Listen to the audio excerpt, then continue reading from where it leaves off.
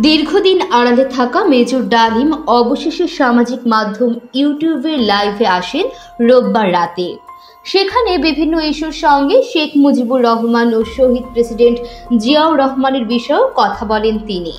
৫ জানুয়ারি রাতে লাইভে যুক্ত আছেন বীর মুক্তিযোদ্ধা মেজর ডালিম বীর বিক্রম শিরোনামে প্রবাসী অবস্থানরত সাংবাদিক ইলিয়াস হোসেনের সঙ্গে লাইভে যুক্ত হন সাবেক এই সামরিক কর্মকর্তা।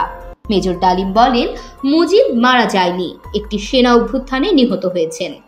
বাকশাল বিদায়ের পর কোটি কোটি মানুষ রাস্তায় নেমে এসে শুকরিয়া আদায় করেছে। তিনি বলেন, শেখ মুজিব তার জুলুমের মাত্রা এতটাই তীব্র করেছিল স্বৈরাচারী আচরণের মতো যে তখন মানুষ রবের কাছে মুক্তি চাচ্ছিল তার জুলুমের অবসানের জন্য।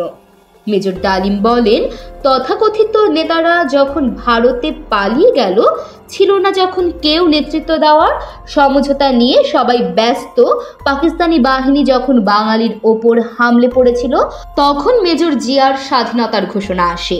আমি তখন পাকিস্তান আর্মিতে। মেজর জিয়ার ঘোষণা শুনে মনে হলো আর বসে থাকার সময় নেই। আমরা তখনই পাকিস্তানের বিরুদ্ধে যুদ্ধে নেমে গেলাম।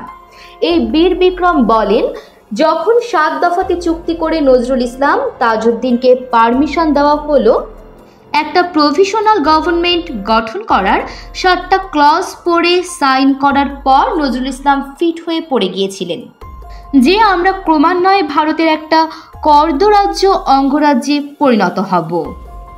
২৪-এর গণঅভ্যুত্থানের নৈপথ্যের নায়ক ছাত্র জনতাকে পরামর্শ দিয়ে তিনি বলেন, সম্প্রসারণবাদী হিন্দুত্ববাদী ভারত যার কবজায় আমরা প্রায় চলে গিয়েছি, সেই অবস্থান থেকে সেই ৭১-এর মতো আরেকটা স্বাধীনতা অর্জন করতে হবে। তা না হলে বিপ্লব ব্যর্থতায় পর্যবসিত হবে। জাতীয় সঙ্গীত ইস্যুতে ডালিম বলেন, বাংলাদেশের জাতীয় সঙ্গীত রবীন্দ্রনাথ ঠাকুরের না হয়ে কাজী নজরুল ইসলাম বা অন্যান্য স্বনামধন্য দেশীয় কবিদের গান হতে পারত। ভিনদেশী একজন কবির গানকে জাতীয় সঙ্গীত বানানোকে পৃথিবীর ইতিহাসে বিরল বলে মন্তব্য করেন তিনি। এমন তথ্যবহুল সংবাদ পেতে চ্যানেলটি সাবস্ক্রাইব করে পাশে থাকুন। আর ভিডিওটি কেমন লেগেছে মন্তব্য করতে ভুলবেন না।